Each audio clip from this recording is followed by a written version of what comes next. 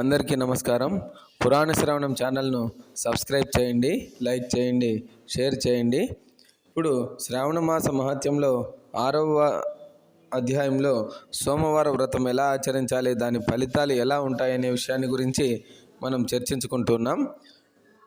సనత్ కుమారుడు ఈశ్వరుని అడుగుతున్నాడు. రవివార మహత్యం వింటుంటేనే చాలా ఆనందం కలిగింది. నా యందు దయతో శ్రావణ సోమవార మహత్యము తెలియజేయండి.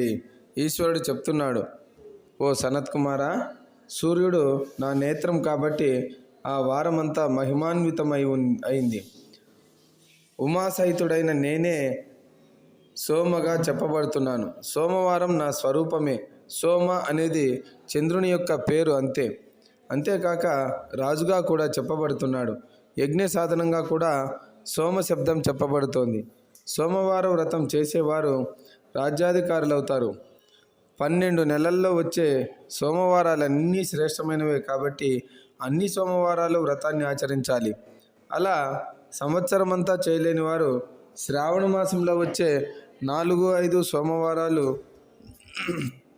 విధి విధానంగా సోమవార వ్రతాన్ని ఆచరించడం వల్ల సంవత్సరమంతా ఈ వ్రతాన్ని ఆచరించిన ఫలితాన్ని పొందుతారు. ఈ వ్రతం చేసేవారు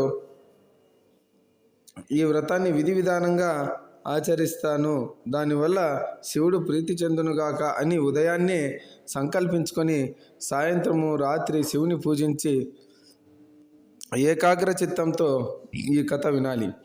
మొదటి సోమవారం నాడు ఉదయాన్నే లేచి స్నానం చేసి తెల్లని వస్త్రాలను ధరించి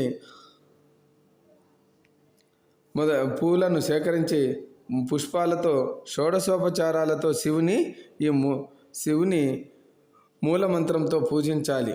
అదేవిధంగా తమ శక్తి కొద్దీ పార్వతీ సహితుడైన శివుని పూజిస్తే పునరావృత్తి రహితమైన అక్షయ లోకాలను పొందుతారు. సోమవారం నాడు నక్తవ్రతం ఆచరించడం లేదా ఉపవాస వ్రతం చేయడం వల్ల దేవదానవులు ఎవరూ పోగొట్టుకోలేని 7 జన్మల పాపాలు కూడా నాశనమవుతాయి.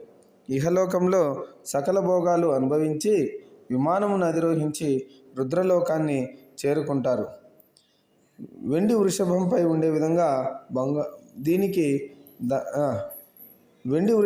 ఉండే విధంగా బంగారంతో ఉమామహేశ్వర్లను చేయించాలి.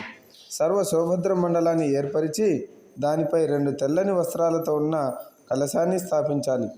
దానిపై రాగి పాత్రను ఉంచి ఉమాసహితుడైన శివుని ప్రతిమను ఉంచాలి. స్మృతి పురాణోక్త మంత్రాలతో శివుని పూజించాలి. పూలతో కూడా మండపం ఏర్పరచాలి. ఆ రాత్రంతా గీతాది వాద్యాదులతో చేయాలి. హోమాగ్నిని స్థాపన చేసి శర్వ మొదలైన ఏకాదశి నామాలతో పలాస సమిధలతో 108 ఆహుతులు వేయాలి. యవలు, వరి, తిలలు మొదలైన వాటిని మంత్రంతో ఆహుతులుగా హోమం చేయాలి. త్ర్యంబక లేదా షడక్షర మంత్రంతో మారేడు దళాలను ఆహుతులుగా ఇస్తూ హోమం చేయాలి. తరువాత ఆచార్యుని పూజించి గోదానం చేయాలి. పూజంతా అయ్యాక దేవప్రతిమను దేవతకు అర్పించిన పదార్థాలను ఆచార్యునికి ఇస్తూ పరిపూర్ణం వ్రతం మే స్వాచివో మే ప్రియతాం అని ప్రార్థించాలి. తరువాత బంధుజనులతో కలిసి ఆనందంగా భోజనం చేయాలి. ఇలా ఆచరించిన వారి అభీష్టాలు నెరవేరడమే కాకుండా వారికి శివలోక ప్రాప్తి లభించి అక్కడ కూడా గౌరవాన్ని పొందుతారు. ఈ వ్రతాన్ని శ్రీకృష్ణుడు కూడా ఆచరించాడు. శ్రేష్ఠులైన రాజులెందరో ధర్మపరాయణులై దీనిని ఆచరించారు. దీనిని భక్తిగా ప్రతిరోజు విన్నవారు కూడా వ్రతాచరణ ఫలితాన్ని పొందుతారు. కాబట్టి చూడండి, ఇక్కడ వ్రతం చేసేవారే కాకుండా వ్రతం విన్నవారు, వ్రత మహత్యం చదివినవారు, అలాగే శ్రావణ మాసంలో శివారాధన చేసిన వారు ప్రతి ఒక్కరూ కూడా అనేకములైనటువంటి ఫలితాలను పొంది సుఖజీవనాన్ని గడుపుతారనడంలో సందేహమే లేదు. కాబట్టి స్కాంద పురాణంలోని ఈశ్వర సనత్ కుమార సంవాద రూపంగా ఉన్న శ్రావణ మాస మహత్యమునందు 6వ అధ్యాయం సమాప్తం. ఓం నమ శివాయ. కాబట్టి దయచేసి చూసిన ప్రతి ఒక్కరూ కూడా ఛానల్ను సబ్స్క్రైబ్ చేయండి. ఓం నమ శివాయ.